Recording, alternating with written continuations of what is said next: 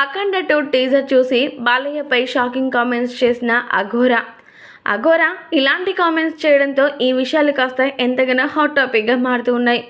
అఖండ మూవీలో బాలకృష్ణ గారు అఘోరాగా కనిపించడం మాత్రమే కాకుండా ప్రతి ఒక్కరి మనసుల్ని ఎలా హత్తుకున్నారో మనందరికీ తెలిసిందే.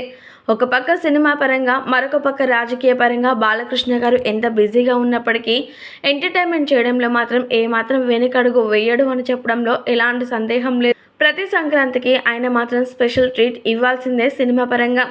అయితే మరి ఈ నేపథ్యంలోనే నరసింహం నందమూరి బాలకృష్ణ గారి యొక్క బర్త్డే సందర్భంగా బోయపాటి శ్రీను అఖండ 2 మూవీ నుంచి టీజర్ని రిలీజ్ చేశారు.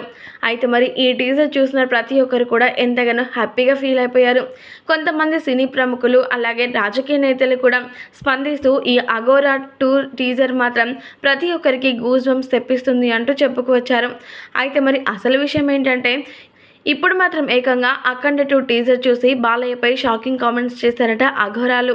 ఇక వారు మాట్లాడుతూ, నందమూరి బాలకృష్ణ గారిని ఈ లుక్లో చూస్తుంటే మాకే భయభ్రాంతులుగా అనిపిస్తోంది.